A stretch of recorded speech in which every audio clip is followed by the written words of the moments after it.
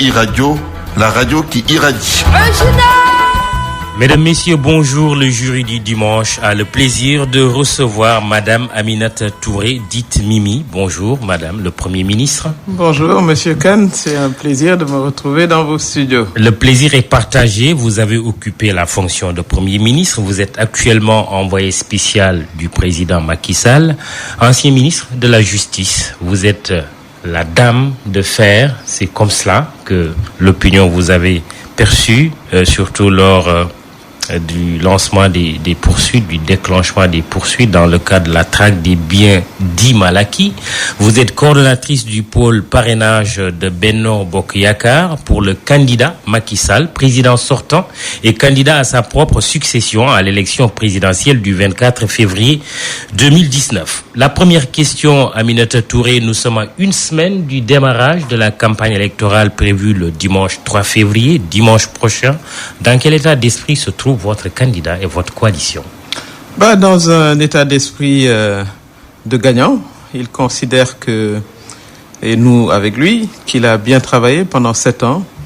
Il y a 3 jours, il a procédé à une série d'inaugurations et je crois le signe le plus symbolique des avancées, ça a été l'inauguration du pont de la Sénégambie, qui lie les 2 parties de notre territoire, qui désenclave la Casamance, où nos compatriotes seront rapprochés du reste de leur pays. Et cela, ça a été sous sa gouvernance. Il y a eu plusieurs tentatives. Et il a également ouvert... Qu'est-ce qui a été déterminant? Toute une série de choses. Sa détermination, d'abord, la détermination du président Macky Sall, qui a une vision très intégrée de notre pays. C'est-à-dire qu'il considère que tous les citoyens sont d'égale dignité et qu'il fallait mettre fin au calvaire que vivaient nos compatriotes du Sud chaque fois qu'ils devaient se rendre. Pourtant, sa gestion est qualifiée de clanique. Oui, mais on va tout de suite clarifier. Voilà, oui. Par certains, c'est important de le dire. Il n'y a aucune gestion clanique, évidemment. Ça, c'est l'opposition qui le dit. Dans toute sa démarche, on peut se rendre compte que le président tient à intégrer à la nationalité sénégalaise, c'est-à-dire de faire de tous nos compatriotes des citoyens à part entière.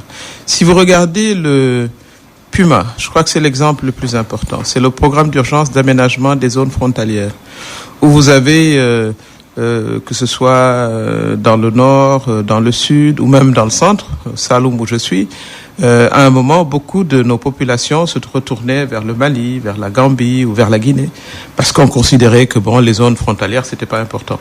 Et il a considéré qu'il fallait que nos compatriotes de ces zones-là bénéficient des mêmes avantages ou des mêmes services, d'ailleurs, je devrais dire, en termes de téléphone, mais surtout en termes de santé, en termes d'infrastructures routières, d'accès à l'eau, d'accès à la santé. C'est la même logique qui l'anime lorsqu'il a mis en place le programme d'urgence de développement communautaire. Et vous notez à chaque fois le mot urgence, c'est-à-dire considère que rapidement, il faut une mise à niveau des populations qui n'ont pas la chance d'être de Dakar ou de zones urbaines, qui avaient tendance à être oubliées depuis très très longtemps.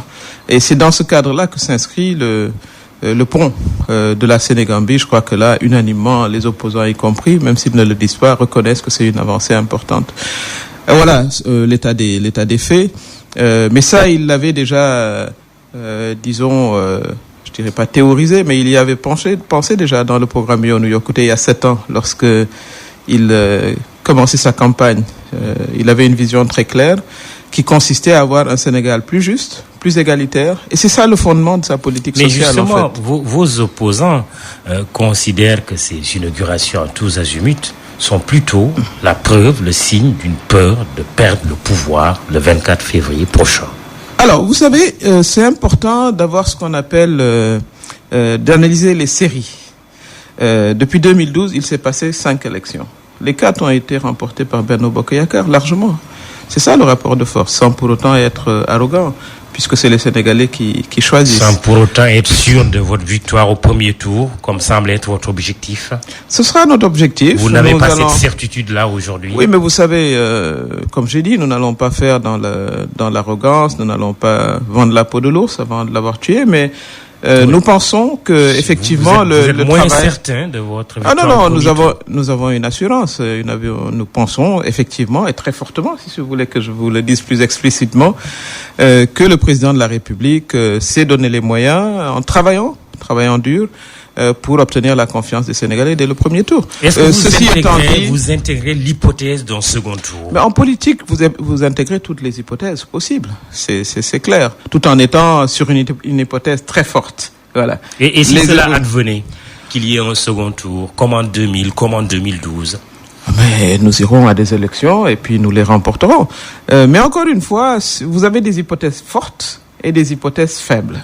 Nous sommes dans le contexte d'une hypothèse forte et ce qui nous le fait dire, comme je l'ai dit, ce sont les résultats et c'est cette fameuse loi des séries qui n'est pas une loi fortuite. C'est parce qu'à chaque fois, lorsque les électeurs évaluent les candidats, évaluent leur pédigré, leur disons réalisation, et ils choisissent Benno Bokk Yakaar, ils choisissent le candidat de Benno Bokk Yakaar. Nous pensons que ce sera le cas le 24 février, tout en, disons, respectant tous les autres candidats, bien sûr. Vous serez 5. Le tirage au sort a été effectué par le Conseil national de régulation de l'audiovisuel, présidé par Babacar Diagne ce samedi. Premier à passer devant les Sénégalais, Maître Madi Kenya. Votre candidat passera en deuxième position, et puis jusqu'à la fin. Mais au-delà du temps d'antenne qui est diffusé sur la RTS, beaucoup de citoyens réclament aujourd'hui un débat, en disant même qu'il soit 5 candidats, c'est une bonne occasion, dès même le premier tour, d'organiser un débat. Est-ce que votre candidat est prêt à aller à ce débat? Vous savez, nous considérons que chaque pays a sa tradition. Et de ce point de vue-là, ce qui est important, en tout cas pour notre candidat et pour nous-mêmes, c'est de convaincre les Sénégalais. À notre manière et de nous adresser à eux directement. Et jusqu'à présent, ça lui a réussi. Nous n'avons pas fait de débat contradictoire en 2000, en étant dans l'opposition. Nous avons gagné les élections. Et ce qui compte, c'est de gagner. Alors, pourquoi on va changer une méthode qui a marché quand nous étions dans l'opposition, qui continue à marcher lorsque nous sommes là? C'est aussi une tendance des démocraties, des grandes démocraties, des démocraties modernes. Oui, mais nous sommes en Afrique. Je pense que ce qui garantit notre démocratie... En Afrique, il y en a eu. Oui, bien sûr. Je parle toujours de notre contexte à nous. On en a eu en Côte d'Ivoire. Nous n'en avons pas eu. On en a eu un peu partout. Oui, nous n'en avons pas eu en 2000. Nous n'avons débattu contre personne. Nous avons gagné. C'est ce que j'explique. Le plus important, c'est que les citoyens se déterminent. Mais le Sénégal est un champion quelque part. En tout cas, nous continuons des champions de la démocratie. On va pas nous classer parce qu'il n'y a pas de débat entre les candidats. Quand même, soyons. C'est un élément qui peut avoir son importance. Mais je pense que les Sénégalais dit non au débat présidentiel. Ce n'est pas une question de refus. C'est un choix stratégique. Il s'adresse directement à ses compatriotes. Il pense pouvoir leur dire. Directement ce qu'il a pu faire, ce qu'il envisage de faire, et aussi ce qui n'a pas forcément marché, parce que c'est comme ça qu'il faut le voir, ne pas être dans un triomphalisme à tout vent. Il y a des choses qui peuvent être améliorées, c'est clair. Qu'est-ce qui n'a pas marché? Oui, à mon avis, c'est certainement la question qui est une question universelle, je le dis souvent d'ailleurs, c'est celle de l'emploi. C'est une question difficile. Parce que lorsque vous arrivez, il vous faut mettre votre économie à niveau, en termes d'infrastructure, en termes d'accompagnement financier, etc. Une entreprise, c'est comme un corps humain. Il passe par différentes phases, et il grandit. Et pendant ce temps, vous avez des gens qui, eux, veulent un emploi tout de suite. Surtout qu'on est un pays jeune. N'oubliez pas que 70% de la population du Sénégal a moins de 40 ans. Donc ça fait une grande pression sur l'État. Et il faut être inventif au quotidien. Il faut répondre à ces sollicitations. Et évidemment, il y a également... Pourtant, sur cette question de l'emploi, récemment, lors de son entretien avec la presse, le 31 décembre, le président a donné des chiffres en disant qu'il avait fait plus de 490 000 emplois, là où il avait promis 500 000 emplois pour le septennat. Vous pensez que malgré cela, que ce n'est pas suffisant? Oui, non, c'est clair que je suis sûr qu'on aurait souhaité faire 2 millions d'emplois. Pour pouvoir garantir à chaque Sénégalais et à chaque jeune un emploi. Quel message pouvez-vous dire aujourd'hui à ces jeunes en disant que sur ce point de l'emploi, vous pensez que vous n'en avez pas fait assez? Le président atteint ses objectifs. Pourquoi il devrait continuer à vous croire et à voter pour votre candidat? Mais parce qu'il voit, vous savez, comme on dit en Wolof, si vous promettez à quelqu'un le dîner, ou si vous lui avez servi le petit déjeuner et le repas de midi, il peut espérer avoir le dîner. Je pense que le président est sur une démarche constante vis-à-vis de ses engagements. Et comme je l'ai dit, c'est une question complexe. Il faut pas non plus faire dans la démagogie. C'est une question qui se pose partout dans le monde, partout, surtout en Afrique, où nous avons une population extrêmement jeune. Mais il y a un certain nombre d'actions qui ont été prises. La zone franche a été ouverte pour attirer de plus en plus d'investisseurs. Le président a mis en place à hauteur de 40 milliards à peu près la délégation à l'emploi rapide, à l'entrepreneuriat rapide plutôt. Il y a un certain nombre d'initiatives qui ont été prises pour booster l'emploi, mais il faut un temps de maturation. Lorsque vous prenez une action maintenant, à un moment M, il faut un peu de temps. M2 n'arrive pas immédiatement. Mais pendant ce temps, celui qui est au chômage, lui, il s'impatiente tous les jours.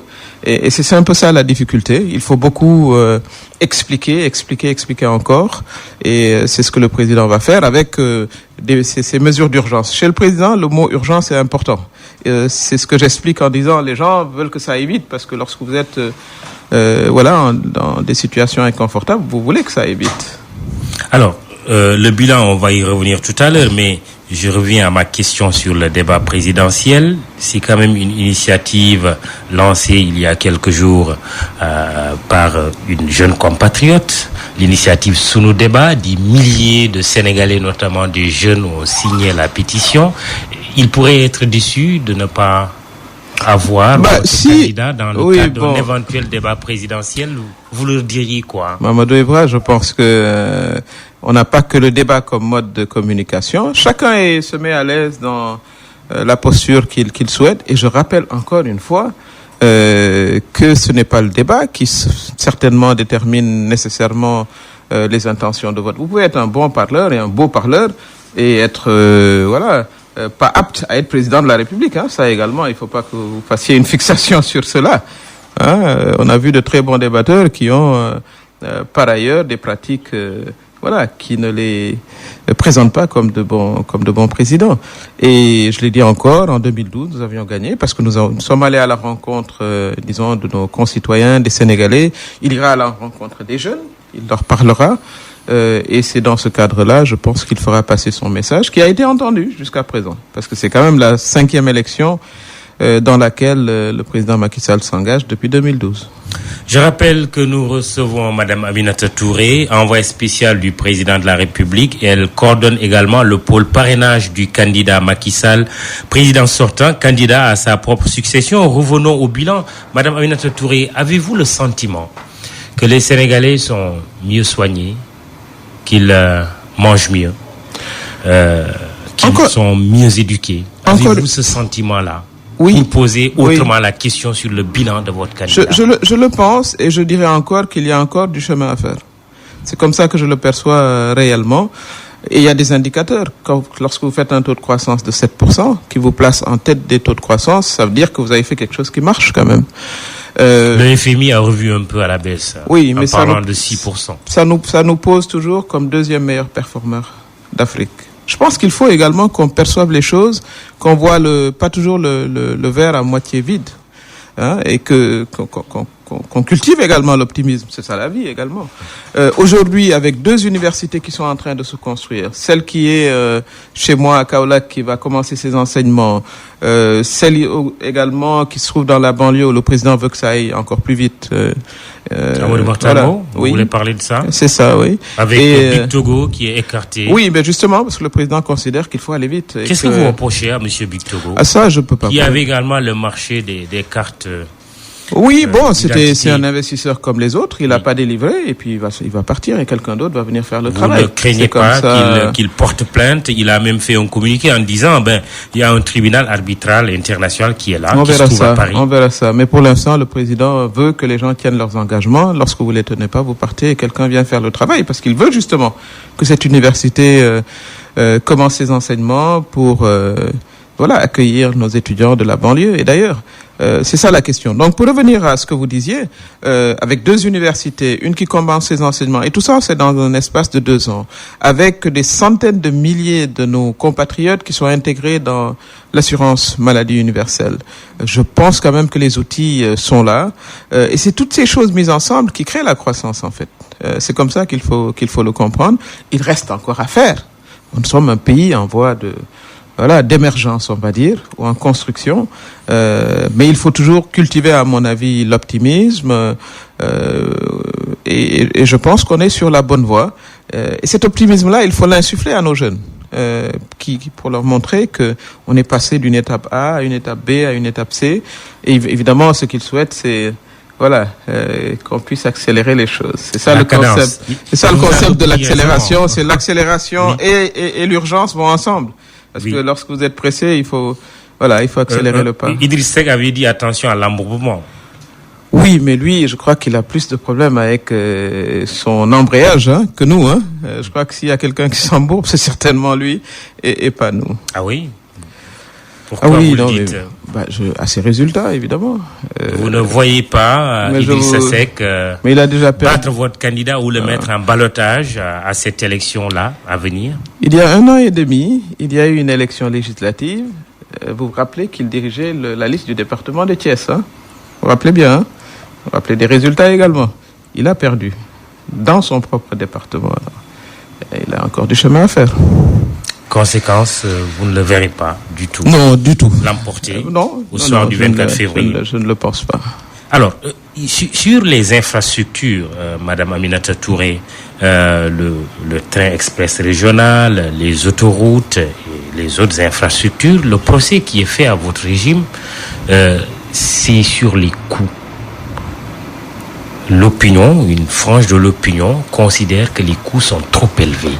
J'aime bien votre nuance maintenant, parce que l'opinion, c'est large. Une partie de l'opinion, c'est surtout l'opposition, on va dire.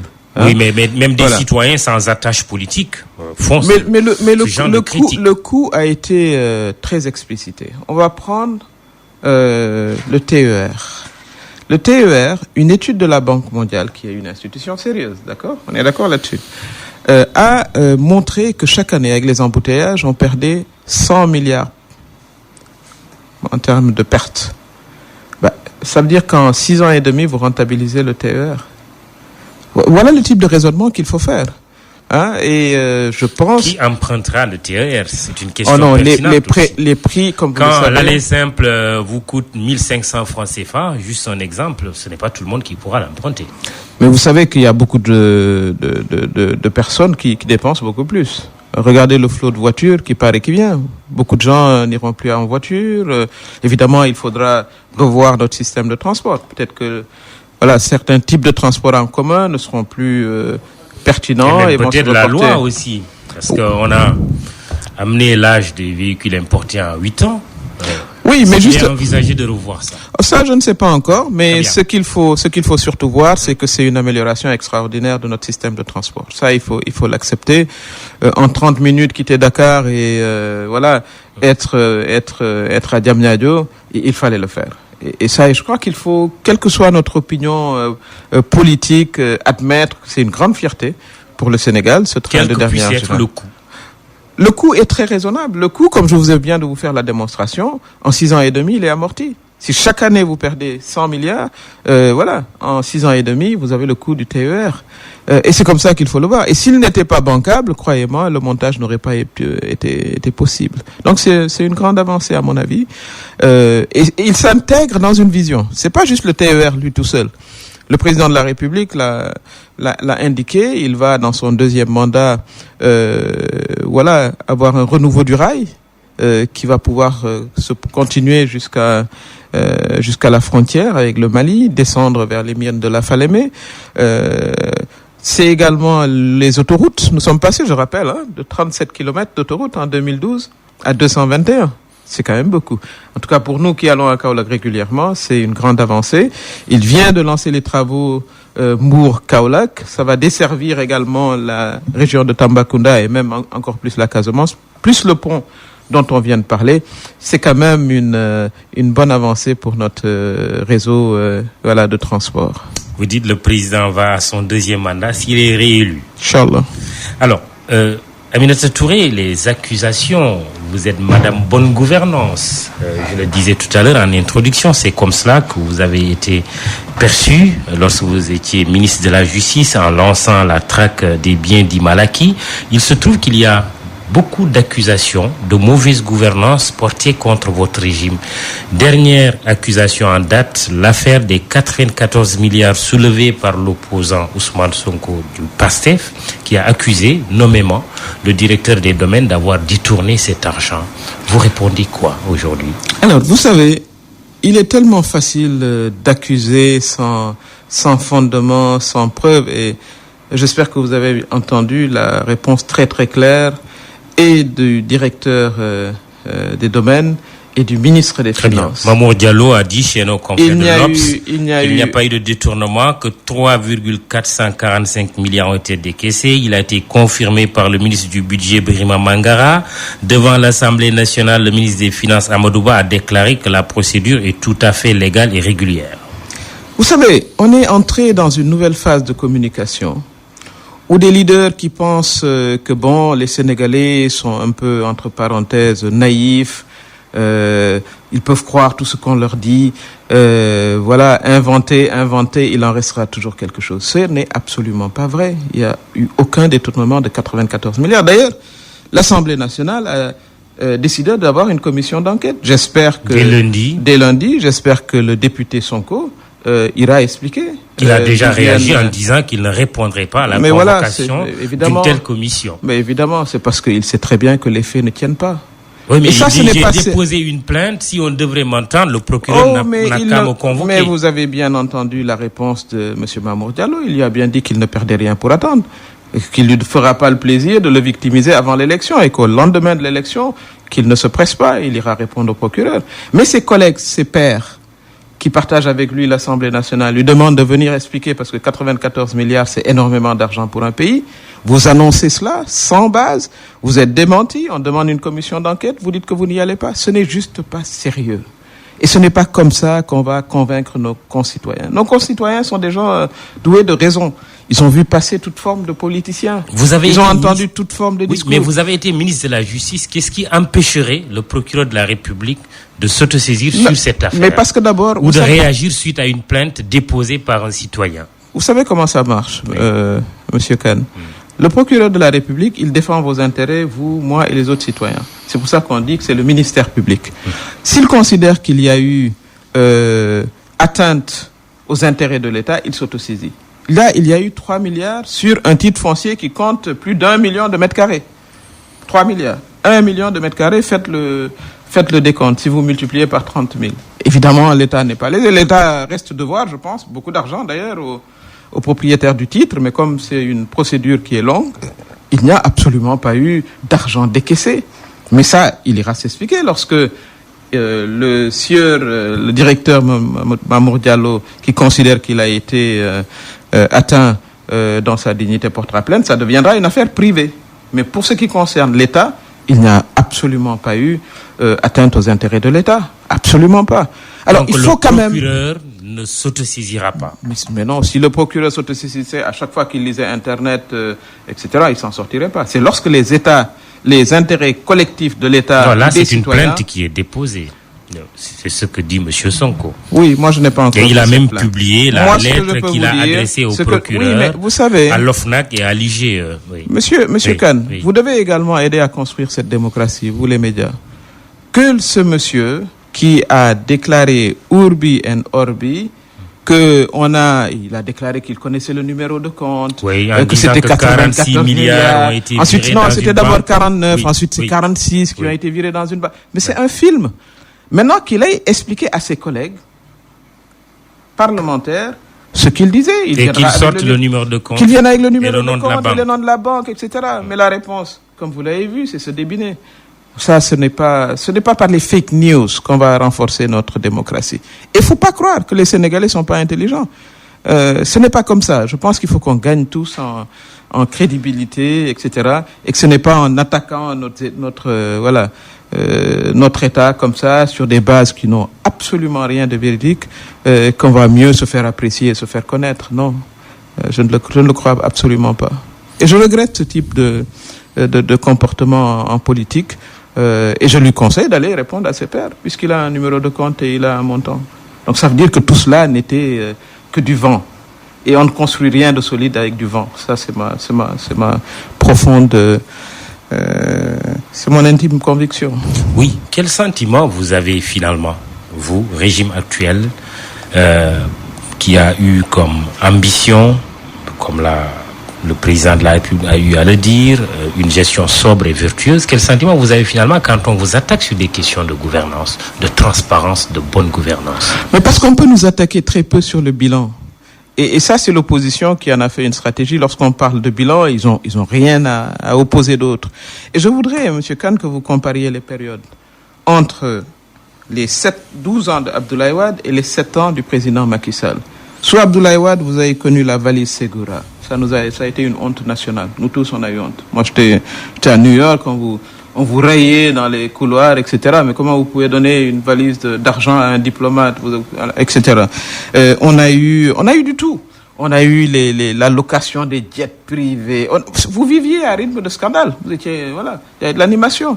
Mais depuis 2012, vous ne pouvez pas mettre le doigt sur un scandale d'État avéré. Vous avez maintenant beaucoup de créations, de supputations, etc. Oui, mais il y a eu quand même des rapports. Le rapport de l'OFNAC qui a saisi le procureur de la République. Mais que le procureur de la République instruise. Et vous savez, l'OFNAC, il faut dire le Forum aussi... civil n'arrête pas de dire il faut déclassifier tous les rapports. Cour des comptes, OFNAC, IGE et autres. Qu'est-ce qui l'empêcherait, puisque vous êtes des champions de la bonne gouvernance, comme vous le prétendez? Mais peut-être que c'est ce qu'il faut faire dans la prochaine étape. Mais en tout cas, pour ce qui concerne un scandale d'État, où vous verrez le président de la République, le Premier ministre. C'est pour ça que, justement, le sieur Sonko fait de la surenchère en disant quand je vais annoncer un chiffre extraordinaire, les Sénégalais vont tomber à la renverse. Il n'y a pas eu de scandale d'État financier avéré en 7 ans. Comparé aux 12 ans de Maître Abdoulaye Wade, vous étiez là. Mais c'est pour ça que les Sénégalais, d'ailleurs, n'ont pas voté pour lui. Ont voté pour lui à hauteur de 35%. C'est une activité qui est continue, qu'il faut continuer à améliorer. Moi, ma position personnelle, c'est qu'il faut faire des audits annuels de tout ce qui détiennent des fonds publics. C'est ce qui a été fait. Oui. C'est des progrès. Et tout en sachant que la Cour de répression de l'enrichissement illicite est toujours là et elle n'est pas dissoute. Deux procès, Karim Wade, Tahibou Ndiaye, et puis après, on n'en a plus parlé. Pourquoi la Cour de répression de l'enrichissement illicite ne continue plus son travail? D'abord, je considère que le procès Karim Wade, c'était quand même beaucoup de travail pour la Cour d'enrichissement illicite. Vous savez pourquoi? Parce que Karim Wade détenait la moitié du portfolio du gouvernement.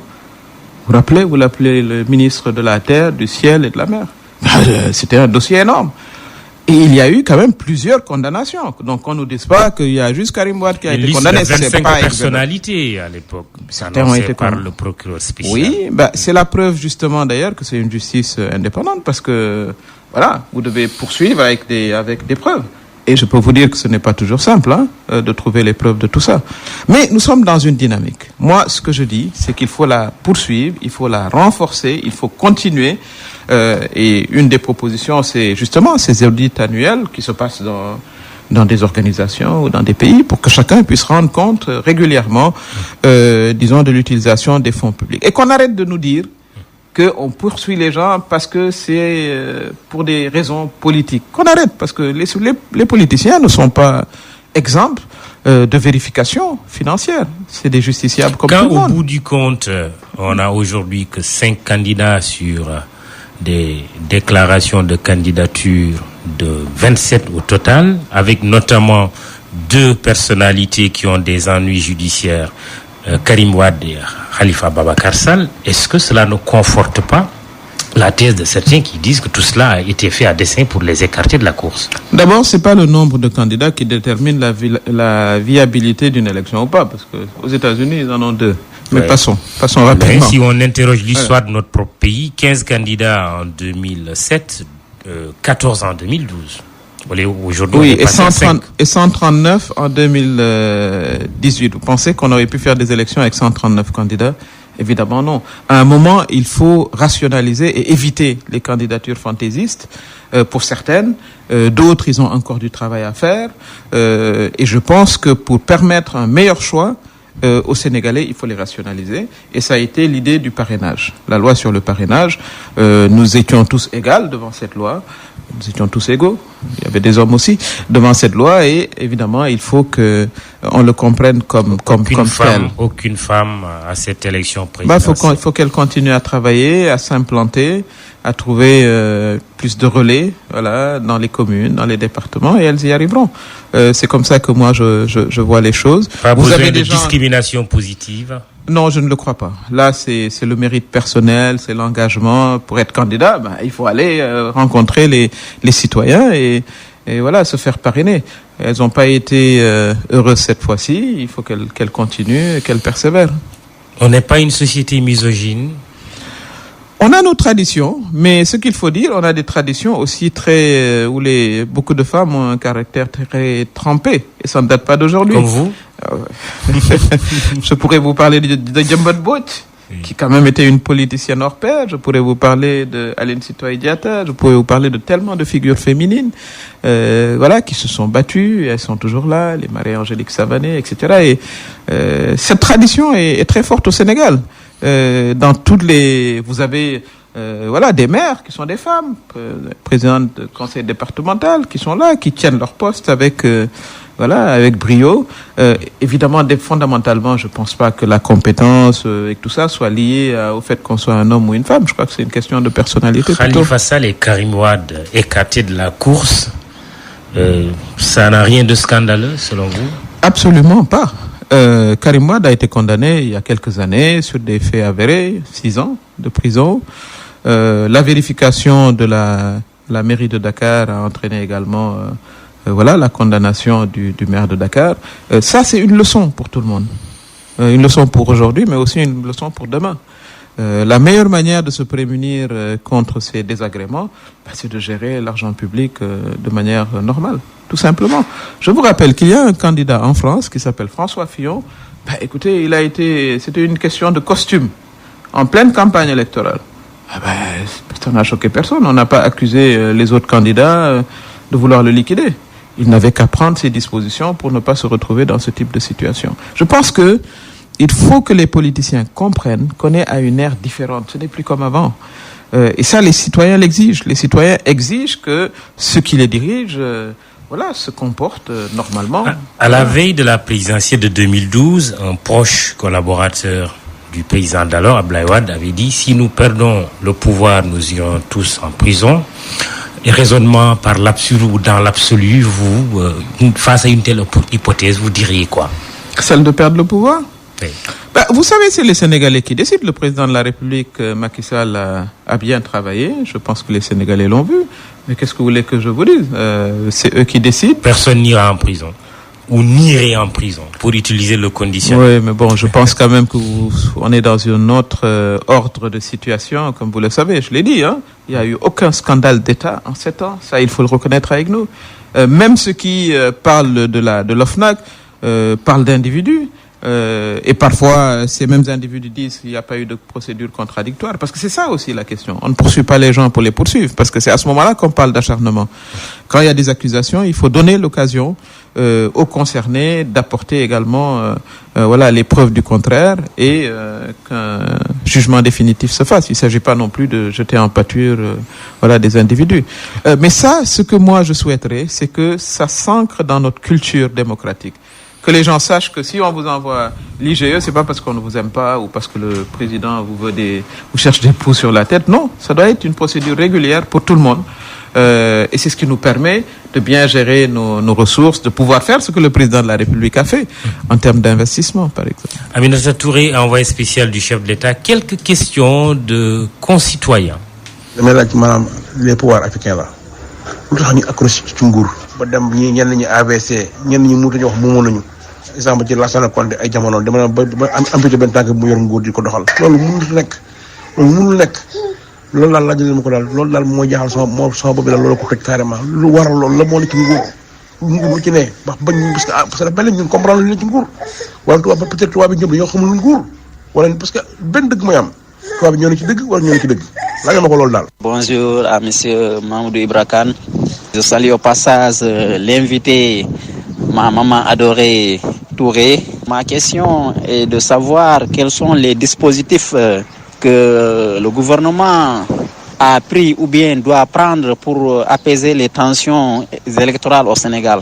li ma doon laaj moo di que man dama nemmeeku ni maanaam ñi nga xamante ne si ñoom la président Macky Sall wàcce ñëpp ci nguuram gi rawatina Abdoul Mbaye ak ki nga xam ne moo di Thierno Alassane Sall ak ñooñu bi mu leen wàccee ñoom dañoo ber seen daaray bopp maanaam am seen parti politique bopp yow la tax benn la wàccee defoo lu mel noonu da nga am wéy di am confiance ci président Macky Sall wala da la compal comme ni ñu koy waxee. Très bien. Vous préférez répondre par quelle question? La dernière? Oui, la dernière, mais je ne sais pas si vous voulez... Qui est posée en Wolof. En Wolof, peut-être que je peux répondre oui, en Wolof. Oui, vous pouvez. Parce que oui. ça dépend du cadre de votre... allons-y en Wolof. On va tordre le cou à cela avec la permission de Khalifa Diakhaté. Bonjour. Oui. Bonjour. Alors, li ma bëgg a wax so mbokk moom bi ginnaaw bi ma ko nuyoo mooy ça dépend li lay dugal ci politique. Man bi may ànd ak président de la République mu ma fekk ma nekk États-Unis yàlla may ma fa teranga nekk voilà am fa niveau directeur rang mondial waaye ma ba tey li sama dëkk intéressé ma 2012 ñu nekkoon ci situation boo xam ne képp kuy doomu Sénégal amoon nga ci jaaxle même avant ma jàpp ne bi ma analyser candidat yi président Macky Sall war naa mën a doon koo xam ne dina yóbbu réew mi kanam danaa ko jàppale di liggéey ak moom mu yàlla def mu gagné jël réew mi mu nommé ma ministre de la justice nommé ma premier ministre am ci man confiance nommé ma premier ministre ensuite mu dakkal mission bi mu ma joxoon su fekkee ne la ma doon wax dëgg la ne bi may ànd ak moom réew mi taxoon mais def naa ne su ma nekkatul premier ministre loolu warta doon raison pour ma defi leneen la ma waroon a def kay mooy xool est-ce que li muy liggéey ci Sénégal amal na njëriñ Sénégalais yi loolu mooy doon question bi tax ma continuer ànd ak moom wala ma arrêté ànd ak moom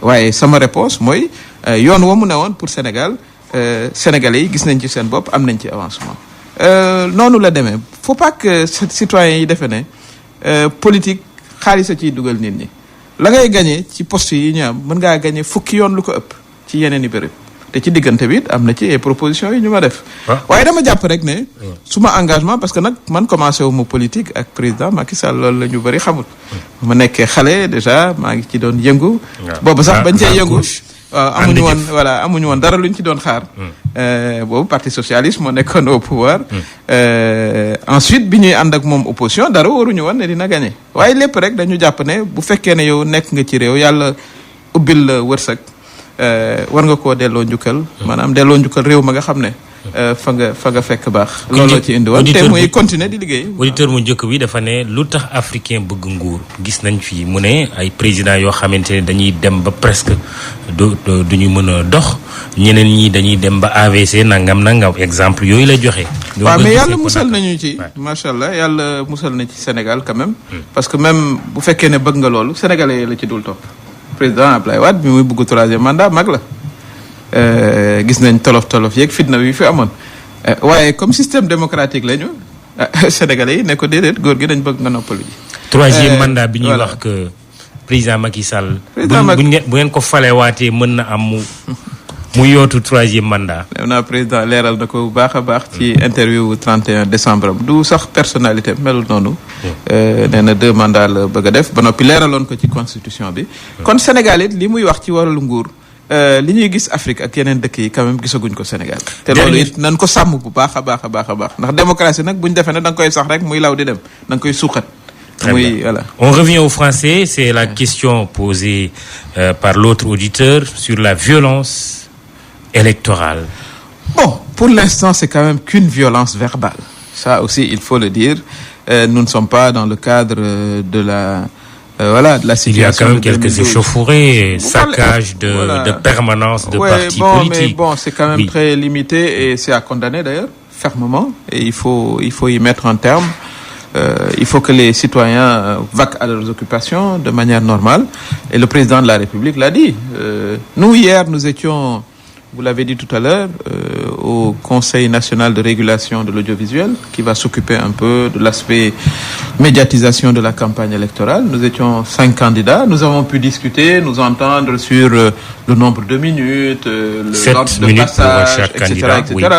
De manière tout à fait sereine. Et moi, c'est ce que je souhaiterais pour le reste de la campagne. Ce sont les Sénégalais qui sont les juges. Il n'y a pas besoin d'essayer de forcer le cours des choses. Pour ceux qui n'ont pas eu la chance d'être validés, ceux qui sont au boulevard des invalidés, c'est la vie. Il faut revenir. Retourner, parler à nos concitoyens. Parce que la politique, c'est pas une génération spontanée comme ça. Hein. Je pense que c'est le cumul d'expérience. C'est aussi un rapprochement, un travail de proximité avec les populations sur l'ensemble du territoire. Donc il faut qu'ils soient patients et qu'ils construisent cela. Khalifa Diakhaté, c'est à vous. Bonjour Mamadou, bonjour Madame le Premier ministre. Bonjour. Alors première question, j'enchaîne dans la même veine. Alors le saccage de la permanence du leader de PASTEF, Sonko, il y en a qui doutent de la crédibilité. Quelle est votre position là-dessus? Vous pensez que c'est crédible? Certains disent que c'était pour noyer la réponse dont il avait vent dans le journal du directeur des domaines. En tout cas, la coïncidence me paraît particulière. Coïncidence est assez trouble, on va dire. Donc vous faites partie de ceux qui doutent? C'est ce que je dirais. Ça me paraît quand même assez trouble. Très bien. C'est tout ce que je peux dire, puisque je ne suis ni commissaire de police en charge de l'enquête, mais ça me paraît assez trouble. Par contre, ce qu'il faut éclaircir très rapidement, c'est cette histoire de 94 milliards annoncés en fanfare et trompette. Il faut retourner auprès de l'opinion et expliquer, puisqu'il y a une commission d'enquête parlementaire. Justement, à ce sujet, il refuse de répondre à la commission. Parce qu'il sait qu'il n'a pas de réponse. Qu'est-ce qu'il risquerait s'il ne se présente pas? Est-ce qu'il y a un risque? Je pense que déjà, le premier risque, c'est sa crédibilité. Vous ne pouvez pas avoir entretenu l'opinion pendant 3 semaines sur 80... Vous savez, c'est combien 94 milliards? C'est beaucoup d'argent. Énormément d'argent. Et vous pensez qu'on peut détourner 94 milliards dans un État sans que personne ne le sache, sans que ça... Mais ça n'existe pas, c'est un film. Ça n'existe absolument pas. Pour parler d'enquête et de crédibilité, certains qui en attendant la plainte annoncée de Mamour Diallo, puisque c'est ce que j'ai lu. Là, je suis en train de commenter, je ne suis pas dans le dossier, comme vous le savez. Je crois que le ministre des Finances a également clairement, renforcé ce que le directeur des domaines avait dit. L'État n'a payé que 3 milliards et quelques sur un titre foncier énorme qui date de 1953. Ça ne date pas d'aujourd'hui, c'est pas une affaire nouvelle. Et il a martelé sur l'énormité de cette surface, 2 580 000 mètres carrés. Oui. Alors, autrement dit, 258 hectares. Alors moi, je n'aime pas beaucoup citer des noms, mais le dossier de Awa Ndiaye revient beaucoup quand on vous reproche de protéger ceux qui ont fait acte d'allégeance, pour ne pas dire ceux qui vous ont rejoint. Alors, comment taire ces soupçons, ces accusations? Mais vous savez, il faut bien qu'il y ait quelque chose qu'on nous dise. Parce qu'il faut comprendre la stratégie de l'opposition, et bon, je leur concède. Ce n'est pas que l'opposition, c'est une coïncidence assez troublante tout de même. Mais vous savez, en politique, chacun a le droit de s'affilier, de se désaffilier où il veut.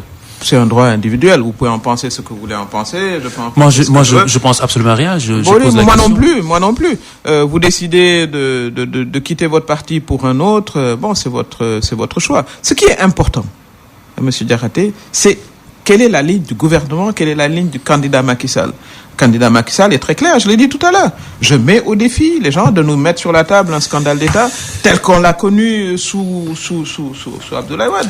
Et j'en parle tout le temps parce que ça m'avait tellement meurtri à l'époque. Comment on peut voir un fonctionnaire international et lui envoyer une mallette de billets? Mais il fallait être... Alors pour rassurer les Sénégalais, elle est nette? Qui? Awa Ndiaye. Je n'en sais rien. Je ne connais pas Madame Ndiaye. Je la connais juste de visu. Je pense que, voilà, elle milite, elle soutient le Vous connaissez bien président, votre fief, Kaolack. Qu'est-ce qui s'y passe à Kaolack pour ce qui est du comité électoral? Il y en a 2. Oui, à Kaolack. Bon, Kaolack est une ville politique très animée depuis très longtemps. C'est pas nouveau. Hein. Il y a une longue tradition de leaders forts où chacun affiche son leadership. Que pensez-vous de la division qui règne? Bon, mais j'espère que les retrouvailles se feront sur le terrain et que chacun ira porter la bonne parole du candidat. Surtout qu'il a fait beaucoup de belles choses, à commencer par le port de Kaolack. Nous en rêvions, nous tous, depuis très très longtemps, parce que c'est le poumon économique de cette ville. Voilà ce qu'il s'agit d'aller discuter avec nos concitoyens, leur montrer que voilà, il y a un espoir de renouveau. Quel est votre sentiment sur la situation actuelle à Kaolack, dans la division qui règne au sein de Benno Bokk Yakaar? Vous êtes en train de me parler du port? Oui, c'est un rapport. Vous voyez pas de rapport entre les deux? Je vais vous expliquer quel est le rapport. Expliquez-moi. Le rapport, c'est que si vous avez 2 comités électoraux, pour l'essentiel, c'est qu'ils portent le message des réalisations du président auprès des Kaolackois. Ce qui signifie qu'il y a mésentente, qu'il n'y a pas symbiose, oui, qu'il y a division. Si ce n'est pas une stratégie. Voilà. Ça peut être une stratégie d'apaisement également. Moi, je ne vois pas d'inconvénient à ce que les gens qui ne peuvent pas nécessairement travailler ensemble, chacun aille de son côté. C'est pas l'idéal, hein, ça c'est clair. Mais bon, c'est l'efficacité qui compte. Qu'est-ce que vous avez envie de leur dire? Et l'efficacité qui compte. Qu'est-ce que vous avez envie de leur dire? C'est quelle que soit, disons, la structuration, le président de la République a fait un excellent travail, y compris dans la ville et le département de Kaolack. Allons, vers nos concitoyens, leur rappeler cela, leur dire ce que le président compte faire. Pour une ville comme Kaolack, il y a un programme d'investissement énorme d'assainissement. La pose de la première prière a été faite par le ministre Mansour Faye. Donc il y a des perspectives très intéressantes pour la ville. Il faut que les jeunes le sachent, il faut que les femmes le sachent. Et voilà, ça n'a rien à voir avec notre propre structuration. Ça, ce sont nos cuisines internes. Très bien. Mais je vous rappelle également que pour Kaolack, nous gagnons les élections. Vous n'avez pas eu le temps de vous structurer, en fait. Vous êtes arrivé très tôt au pouvoir. Vous n'avez pas eu le temps de mettre en place le parti. Ou c'est peut-être une stratégie, comme disait M. Kane. Qui sait. Alors, et l'essentiel, M. Diakhaté, c'est qu'on gagne. Vous savez, en politique, l'essentiel, c'est de gagner. Avec la manière. Il reste 2 minutes. Alors, 2 minutes. Et nous allons parler justement de cette peur qui habite tous les Sénégalais suite à cette information du Figaro qui indique que la France a, notamment la Direction générale de la sécurité extérieure, a offert il y a 15 ans des ordinateurs à la police sénégalaise, des ordinateurs vérolés, ce qui signifie que beaucoup d'informations, même sensibles, même qui relèvent de souveraineté, sont entre les mains des services secrets français. Mais ça, c'est une pratique vieille comme le monde. Hein. Je vous signale que Mme Merkel était écoutée par les Américains. Donc, voilà. Ce qui m'inquiète en tant que citoyen sénégalais, c'est de savoir que notre système de police, notre système informatique de la police est fragile. Il y a 15 ans. Depuis 15 ans. Il y a 15 ans, c'est-à-dire, on vient de le découvrir. Oui, mais c'est-à-dire, depuis 15 ans, la France a les yeux sur les informations sensibles du Sénégal. Et aujourd'hui, le reproche qu'on fait à votre régime, c'est que la France n'a jamais été aussi présente au Sénégal que sous votre régime. Ce n'est pas exact, d'abord, en termes d'investissement. L'investissement au Sénégal n'a jamais été aussi divers que sous le président Macky Sall. Avec l'arrivée des Turcs, l'arrivée des Chinois, l'augmentation de la coopération avec l'Inde et même avec le Brésil. Et ça, c'est des faits. Donc, comme je le disais, il y a les informations non vérifiées et la réalité des choses. Aujourd'hui, vous prenez les grands travaux qui se font, mais vous retrouvez des partenaires diversifiés. Alors, parlez-nous de cette méthode, parlez-nous de cette situation. Vous êtes au courant depuis quand? L'État du Sénégal est au courant depuis quand? Et quelles sont les mesures que vous avez prises? Je vous suggère de poser la question au ministre de l'Intérieur. Mais c'est une pratique courante entre États. Donc c'est pas grave. Évidemment que c'est préoccupant. Mais les mesures qui ont été prises, M. Diakhaté, je ne vais pas vous les dire au micro. Vous venez de parler de sécurité nationale. Je vous rappelle que Mme Merkel était écoutée par ses alliés américains. Et donc c'est une pratique. Il faut davantage renforcer notre sécurité, etc. Voilà. Mais c'est il y a 15 ans. Non, c'est depuis 15 ans. Antoine Diouf. Il y a une nuance. Très bien. Bon. Un débat qu'on aura l'occasion de poursuivre. Antoine Diouf est déjà dans ce studio pour le journal de midi. Le jury du dimanche, c'était avec Mahmoud Ibra Kane, Khalifa Diakhaté, qui recevait Madame Aminata Touré, envoyée spéciale du chef de l'État, ancien Premier ministre. Vous coordonnez le pôle parrainage du candidat Macky Sall, candidat à sa propre succession. Kolo Cissé pour la vidéo que vous aurez l'occasion de regarder sur la chaîne YouTube de Immedia Invest. Aliou Diassé à la technique, Digital Manager, Sandra Ndiaye. Merci, bon dimanche, rendez-vous dimanche prochain. Et merci de m'avoir invité pour la première fois. Je vous souhaite bon succès. Merci pour beaucoup. Votre station. Merci beaucoup, Madame Touré, et à très bientôt.